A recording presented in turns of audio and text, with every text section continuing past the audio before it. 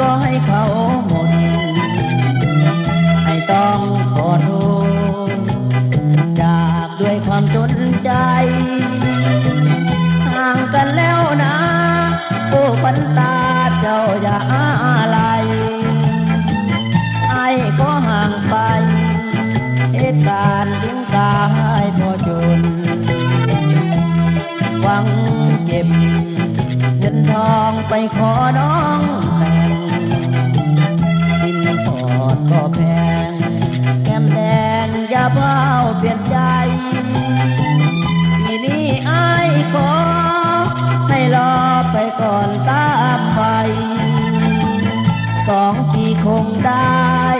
มันหมายดังคำสัญญาไกลห่างนวลนางอย่าเพ้าเปลี่ยนใจเต้าปันดงดอกไม้งานปีใหม่สิกลับไปหาเฝ้าคอยคนดีวันนี้คงได้เห็นหน้างานบุญปีใหม่แล้วนะขวัญตาเจ้าอยู่หนใดดึกคำคืนมันแสนจะเปลี่ยวยืนคอยคนเดียวก็เห็นน้องมาในงานไอ้มันบุญน้อยจิตใจมันลอยห่วงหาหนุ่งคานลืมคำมันคืนกันแล้วบ่สาวบ้านดง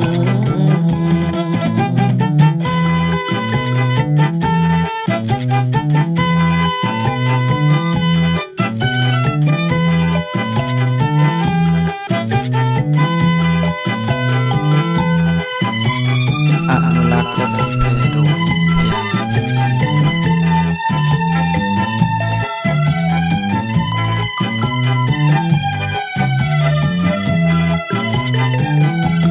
ไกลห่างวันนางอย่าเพ้าเปลี่ยนใจเฝ้าปันดงดอกไม้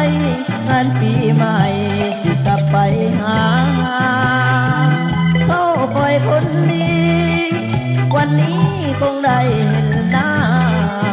งานบุญปีใหม่แล้วนะขวัญตาเจ้าอยู่หนใดคำคืนมันแสนจะเปลี่ยวยืนคอยคนเดียวบ่เห็นน้องมาในงาน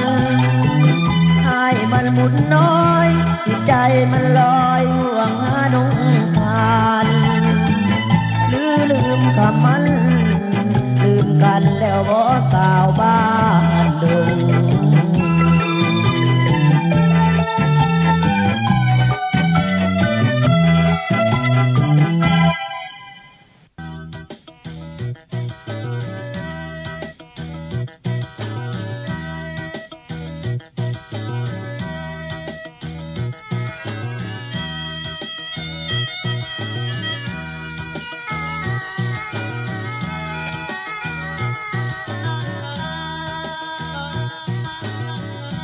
คิดฮอดน้องเข้าอยู่นำกันโอ้จอมขวัญหนีจากบ้านนอกเลยบ่บอก